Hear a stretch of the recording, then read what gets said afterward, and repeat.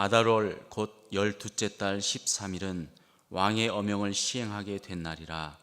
유다인의 대적들이 그들을 제거하기를 바랐더니 유다인이 도리어 자기들을 미워하는 자들을 제거하게 된 그날에 유다인들이 아하수에로 왕의 각 지방 가급에 모여 자기들을 해하고자 한 자를 죽이려 하니 모든 민족이 그들을 두려워하여 능히 막을 자가 없고 각 지방 모든 지방관과 대신들과 총독들과 왕의 사물을 보는 자들이 모르드게를 두려워하므로 다 유다인을 도우니 모르드게가 왕궁에서 존귀하여 점점 창대하매 이 사람 모르드게의 명성이 각 지방에 퍼지더라.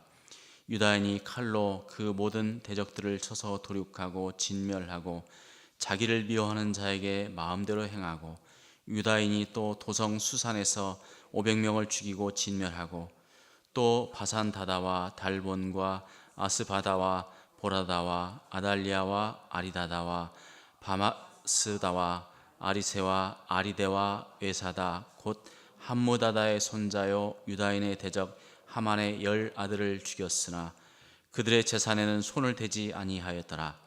그날에 도성 수산에서 도륙한 자의 수요를 왕께 아뢰니 왕이 왕후 에스더에게 이르되 유다인이 도성 수산에서 이미 500명을 죽이고 멸하고 또 하만의 10 아들을 죽였으니 왕의 다른 지방에서는 어떠하였겠느냐.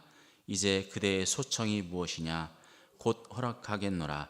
그대의 요구가 무엇이냐. 또한 시행하겠노라 하니 에스더가 이르되 왕이 만일 좋게 여기시면 수산에 사는 유다인들이 내일 또 오늘 조서대로 행하게 하시고 하만의 10 아들의 시체를 나무에 매달게 하소서 하니 왕이 그대로 행하기를 허락하고 조서를 수산에 내리니 하만의 10 아들의 시체가 매달리니라.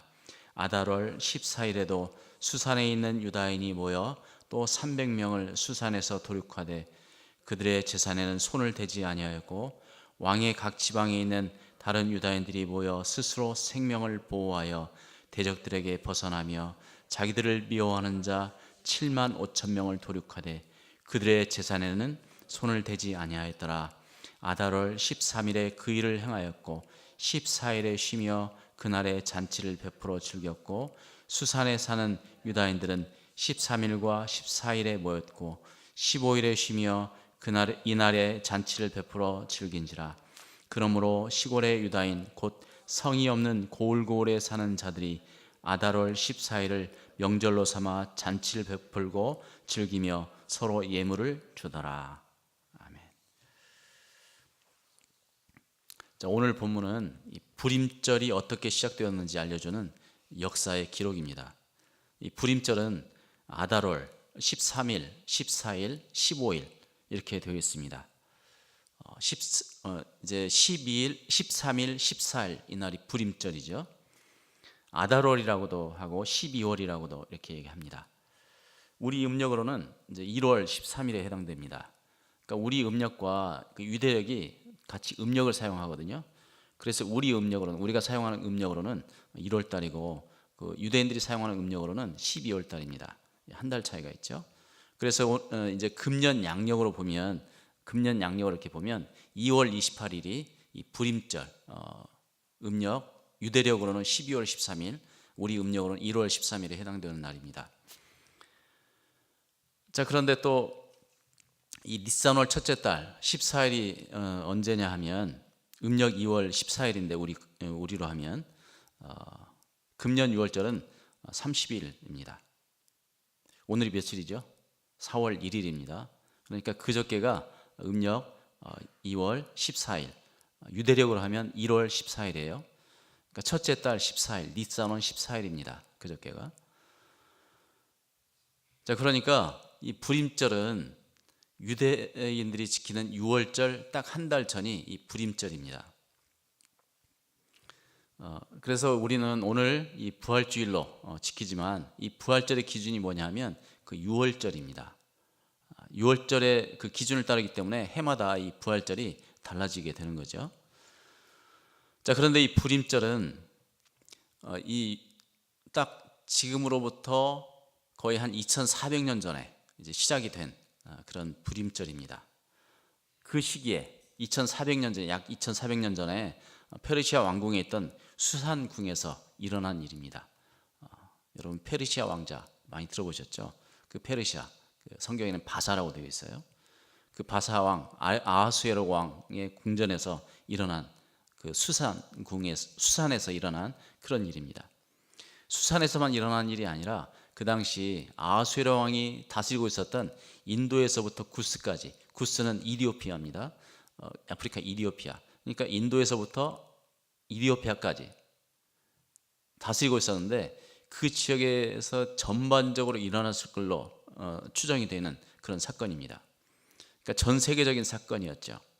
그만큼 큰 사건이었고 그만큼 중요한 사건이 이 불임절의 시작입니다. 이 부르라고 하는 말, 그 말은 이제 3장에 이렇게 나오는데, 이 부르라는 말은 제비를 뽑는다는 말이에요. 제비라는 얘기예요. 그 제비라는 말인데, 이 부르라는 말이, 부르라는 말 딱 들었을 때, 그 당시 유대인들이 들었을 때 이 부르라는 말이 두 가지 의미를 가지고 있었을 것 같아요. 하나는 굉장히 두려운 그런 말이에요.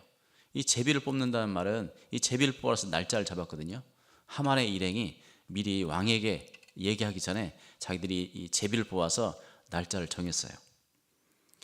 아달월 13일 날 날짜를 정하고 이제 아하수에로 왕을 이제 꼬드겨 가지고 이제 칙령을 내리죠. 조서를 내리게 됩니다. 유대 민족을 다 죽이겠다는 조서를 내리게 돼요.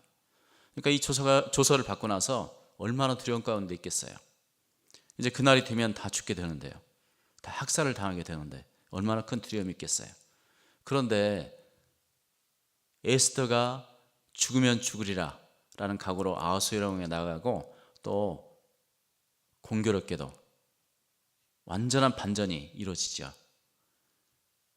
그래서 오히려 유다인을 죽이려고 했던 그 사람들이 죽임을 당하게 되는 그런 조서가 또 내려지게 됩니다.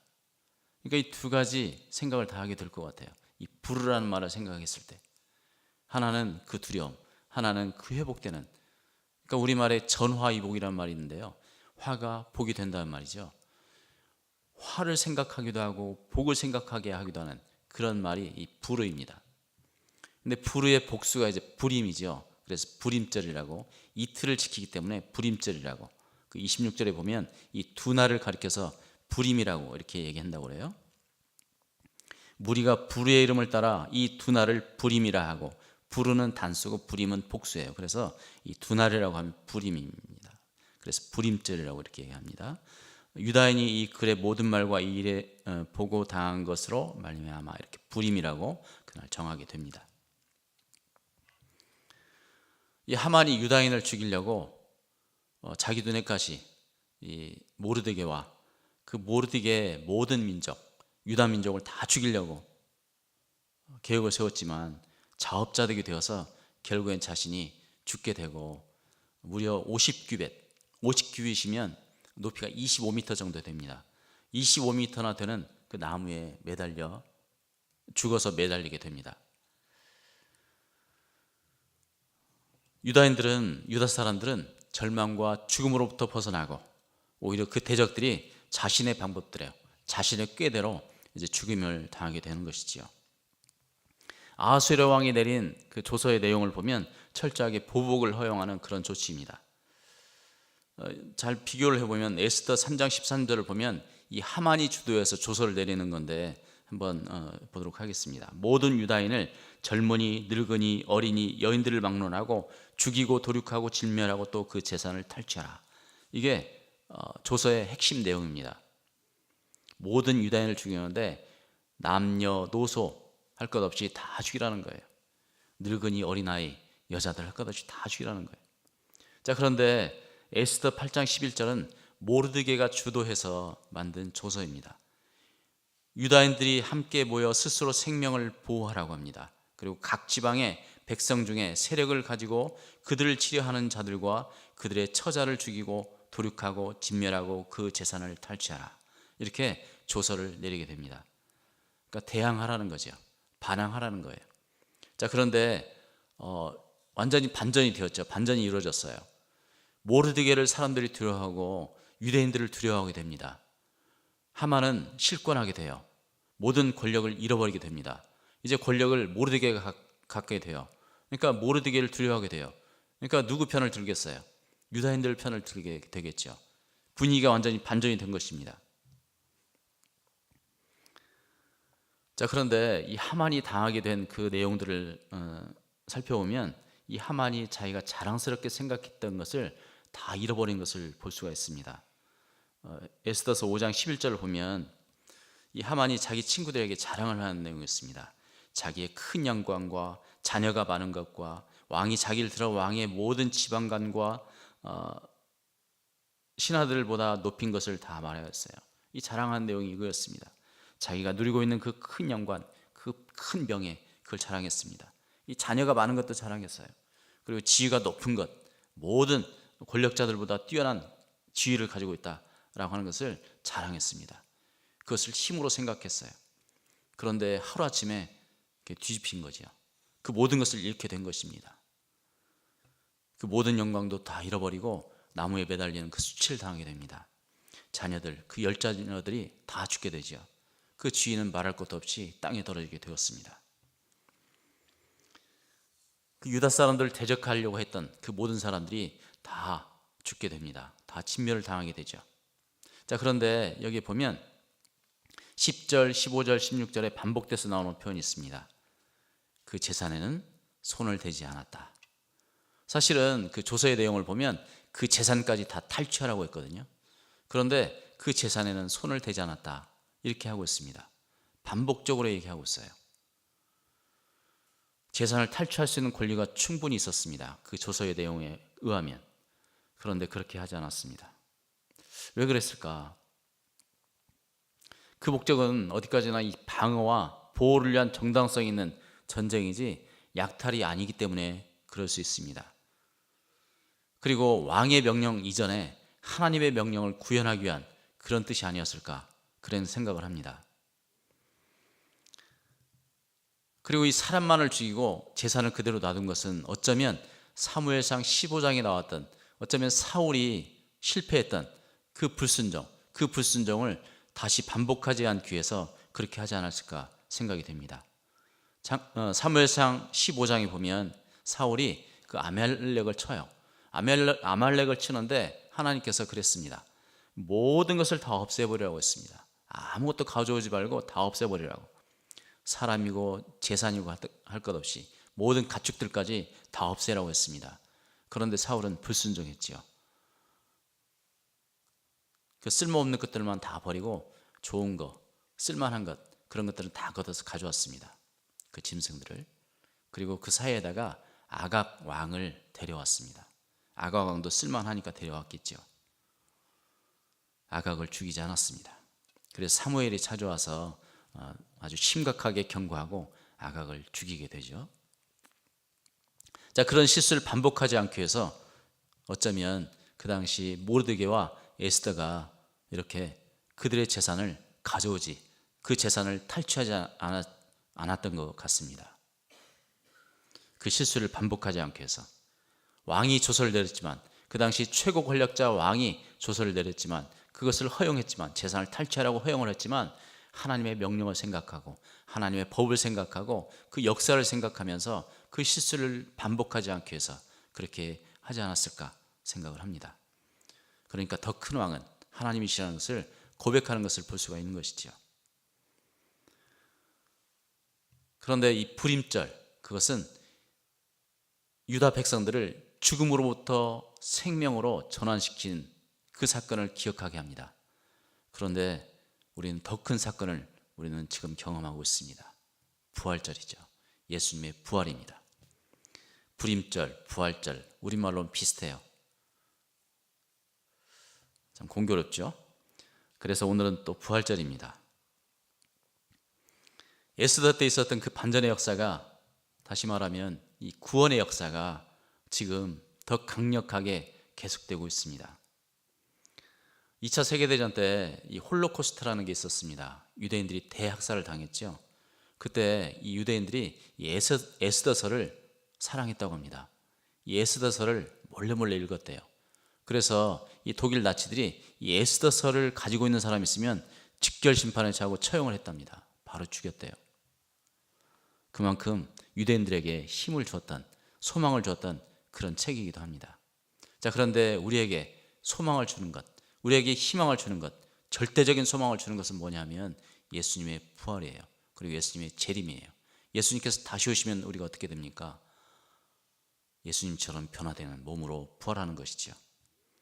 고린도전서 15장 54절 55절을 보면 이 썩을 것이 썩지 아니함을 입고 이 죽을 것이 죽지 아니함을 입을 때는 사망을 삼키고 이기리라고 기록된 말씀이 이루어지리라. 사망아 너의 승리가 어디 있느냐? 사망아 네가 쏘는 것이 어디 있느냐? 오늘은 성경의 표현대로 하면 안식 후 첫날입니다. 어제가 안식일이죠. 오늘이 안식 후 첫날. 우리가 얘기할 땐 주일이라고 합니다.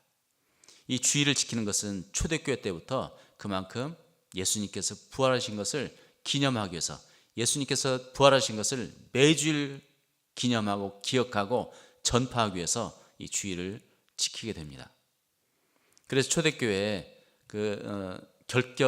결혼, 가룟 유다가 죽고 부족한 사도를 채워넣기 위해서 그 조건 중에 하나가 이 부활을 경험하고 부활을 증언할 수 있는 그 사람이었습니다. 그 사람을 사도로 세웠습니다. 주님께서는 부활의 첫 열매이시고 우리가 바로 부활을 따라서 부활할 수 있는 그런 사람들입니다. 지금 예수님이 다시 오시기 전에 우리가 죽으면 우리의 몸과 영혼이 나뉘어져서 영혼만 낙원에 가게 됩니다. 하나님 품에 들어가게 돼요. 그것도 놀라운 거죠. 그것도 너무너무 기쁘고 감사할 일이죠.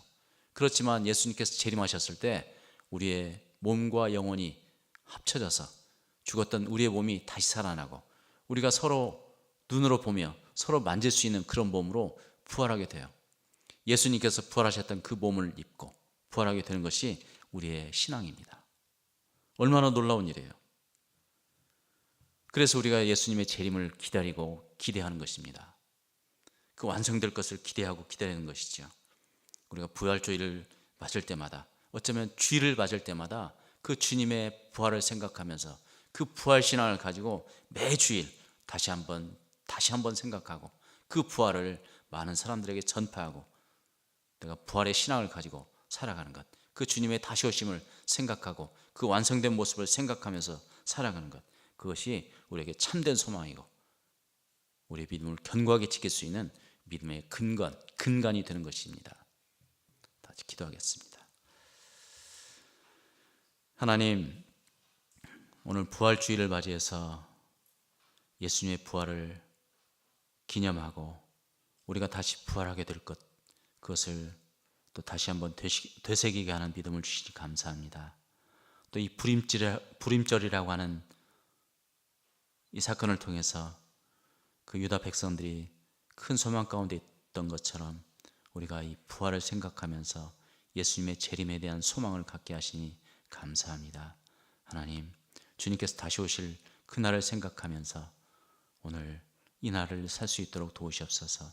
주님께서 부활하신 것, 그 부활을 크게 기뻐하고 감사하고 또 우리 부활의 첫 열매가 되신 그 주님을 찬양하는 하루가 될 수 있도록 도와주시옵소서.